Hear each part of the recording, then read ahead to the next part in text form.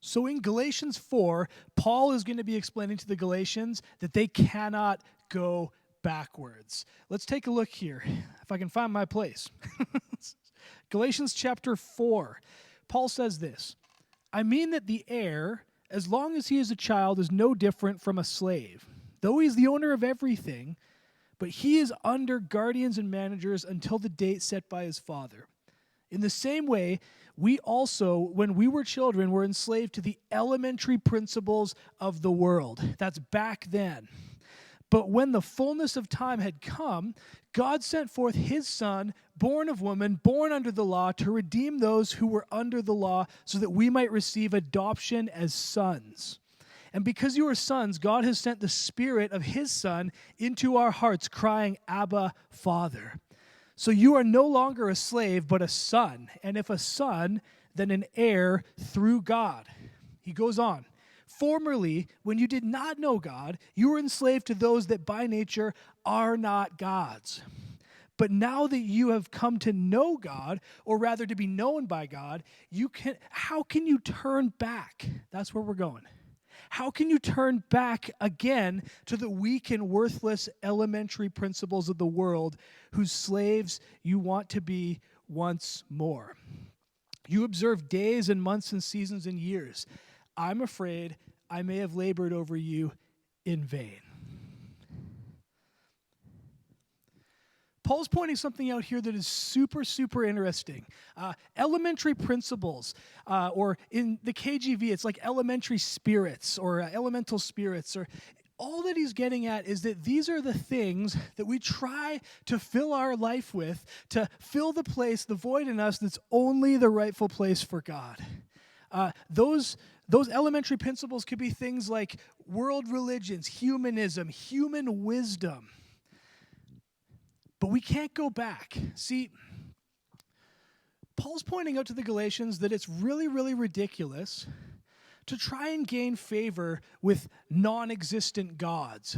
He's pointing that out because before they came to Christ, before they came to know who Christ was and what Christ had done for them, they were believing the gods of the Greeks and the Romans, or they were believing local deities. They were believing in made-up, lame gods that were not real, that were not the true God.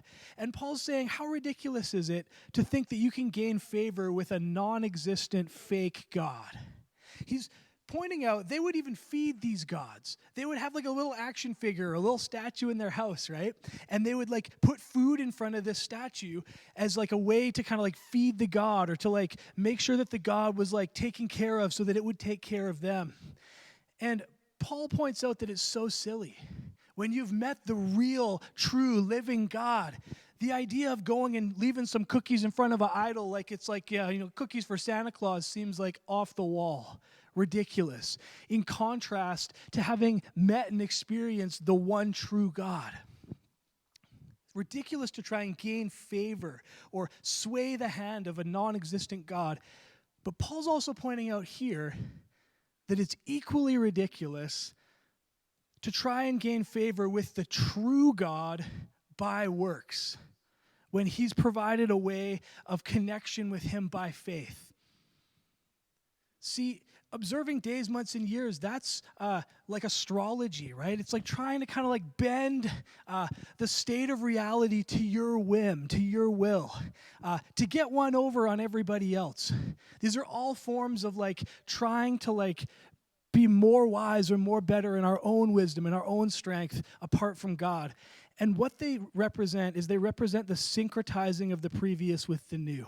It's the same thing we've been talking about all through Galatians. You can't go backwards. Christianity is such an all or nothing faith. It's the best. See, when you can't go back, you can't keep living the way that you used to. We can't keep trying to do things the old way when the new has come. Amen? And one of the things that Paul really wants to address, as he has in the rest of Galatians, is that law-keeping and keeping the law for these people had become a way for them to try and gain favor with God, get a one-up on everybody else, be more holier than thou, be the super Christian, be better than. And Paul points out that it's ridiculous. Why is it ridiculous? What's wrong with that? What's wrong with trying to be a little bit better? What's wrong with self-improvement?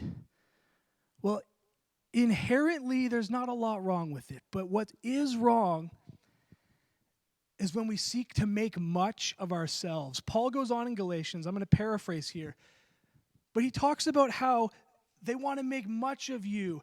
They try to shut you out so that you'll make much of them, right? He's pointing out that this is all about trying to make ourselves look good in front of people. It's about image. It's about the way we're perceived.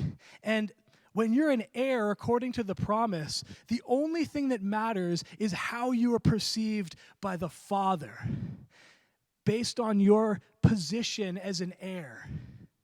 You don't lose your heirship because of the way somebody looks at you or the way somebody sees you. You are an heir according to the promise. This idea of making much of ourselves and trying to look good by keeping the law or by trying to be totally perfect, trying to be better than everybody else, when the result is really just trying to look good in front of people. We may make a bunch of ourselves, but hear me, we will not make much of Christ and his work when we live like that. If we live like it's all about what we do rather than it's all about what he's done. See, there's a story that Paul shares, and I will paraphrase this very quickly, but he contrasts, like he often does, the story of Sarah and Hagar. Sarah's son was born according to the promise of God, an heir according to the promise, and her son was born into freedom. Hagar's son was born according to the flesh, or in the normal way, not according to the promise, just because Abraham decided this is what I'm going to do. Her son was born into slavery and cast out. And the picture Paul uses is that this is like a picture of what it looks like to be an heir or to be outside of that position in that place. And what he's trying to illustrate is that we can't do in the flesh what can only be done in the spirit. We can't do in the flesh what can only be done in the spirit, because there are things that Christ has done that we cannot do, we cannot conceive, we cannot understand apart from what he's shown us and revealed us. When we try to do this by works or by being as good as we can, we almost can sometimes undercut the work Christ has already done. And it's so unique. See, we can't save ourselves. Only Christ can save us. If we think we can save ourselves, we're foolish. Paul pointed it out already in Galatians. If there was a method that the law could bring about righteousness, it would have, but it didn't. It revealed to man that he was sinful and in need of our rescue. Isn't Jesus good? Isn't Jesus amazing? He's so good that he was willing to rescue us and make us an heir, even though we were still in our sin. It's a fascinating thing. But we can't be worried about looking good in front of people, and we can't go back. I want to share one last thing with you guys, and it's not from Galatians, it's actually from Acts. It's the precursor. It's where Paul was before he came to the Galatians. Paul understands this contrast between trying to look good in front of people and trying to please God. See, Paul in the book of Acts was preaching in a city. And the people got so angry, they got so full of hatred and so full of rage at his message that they drug him outside of the city and they stoned him until they thought he was dead. That means that they threw rocks at him. They threw rocks at his body, at his head, at his face until they thought he was dead. They threw the rocks till he stopped moving. And it says in Acts that the believers prayed for Paul. And that Paul got back up, and this is what I don't want you to miss. Some people think that he was raised from the dead because he got back up. They wouldn't have stopped throwing the rocks otherwise. They didn't do a half stoning. They only did a full stoning. And Paul went back into the city. He went back into the city to the same people that threw rocks at him until they thought he was dead. It makes me beg this question. How could somebody do that in the flesh?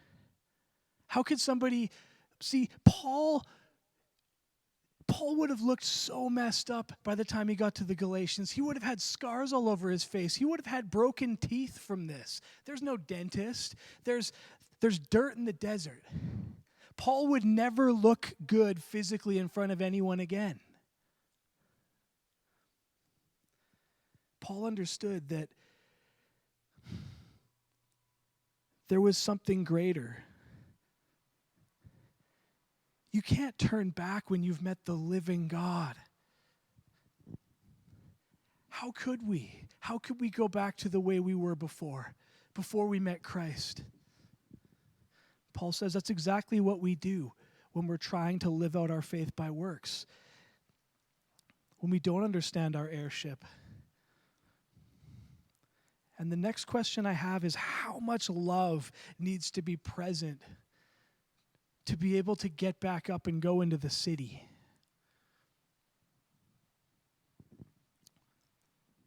That's not something that can be done in the flesh. That's only something that can be done in the spirit, because we know that the flesh is weak. The spirit is willing, but the flesh is weak.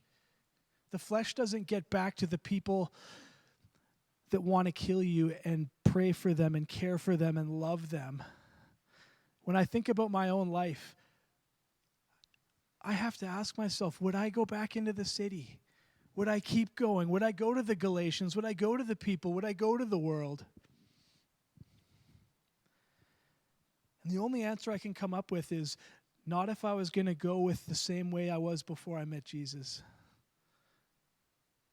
It's only a work of the Spirit that's going to send us out into the world on the real, very real mission of Jesus, that He sent us to make disciples of all nations. It's an assignment that if we think we can do it on our own, or we can do it in the flesh, or we can do it by works, we will fail. But I believe that God provides the Spirit the same way that He did to Paul in these moments, in that time. He can provide the Holy Spirit to you today for whatever it is that you are being called to go do. I believe that there is so much potential. Paul had every possible restriction placed on him. He had every possible trial to walk through, but he persevered because of the Spirit, not because of the flesh. I want to pray for you guys. And as I do, begin to thank Jesus for your heirship and your freedom and the Spirit. Jesus, I thank you for whoever's watching this. If it's a teen, if it's a person of faith, if it's a person who's never met Jesus before, whoever's watching this, I pray that you would minister to them right now, and that whatever it is that they need, if they feel like they need to go back, Lord, I pray that you would remind them that you've called them forward, and you've called them to heirship, and you've called them with a purpose. And Jesus, I pray that we would bring you glory in everything that we do. Whether we're suffering or whether we're prospering, I pray that we would bring glory to you equally, Jesus, because it's all for you and your kingdom and your glory, and we love you. Bless you guys.